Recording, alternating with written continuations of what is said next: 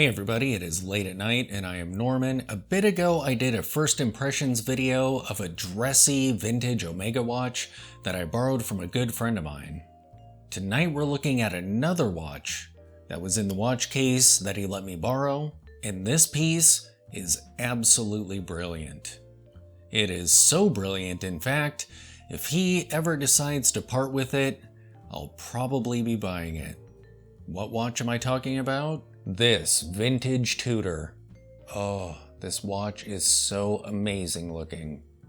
And there's something about this watch that absolutely surprised me. So tonight, let's get some first impressions of this watch, and I'll let you know what I found out about it that kinda blew my mind. So let us begin.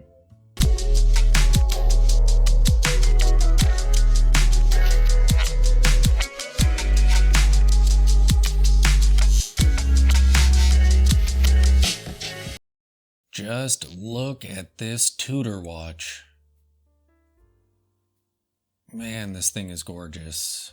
I've actually seen this watch twice now because I've gone to lunch with my friend a couple times, and the first time we brought a few watches, kind of show and tell, and this was one of them, and I absolutely fell in love with it.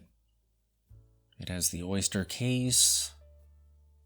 And in fact, it actually has a Rolex case back on it. Pretty crazy. However, it does have an issue with the crown. This is a screw-in crown, but it doesn't really screw in.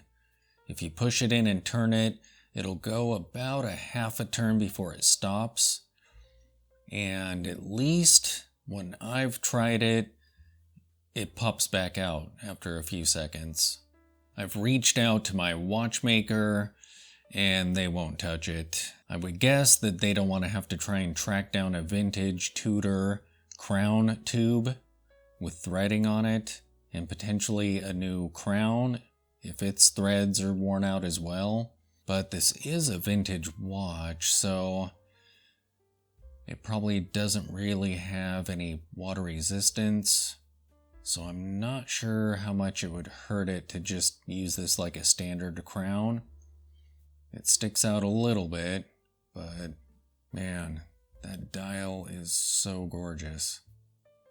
And I love this case.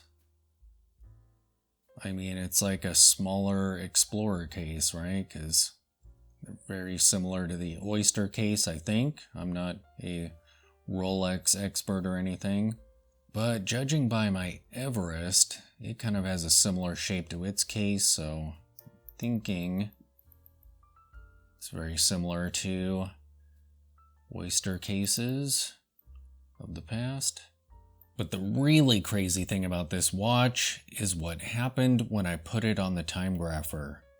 I have never seen a watch perform that well ever.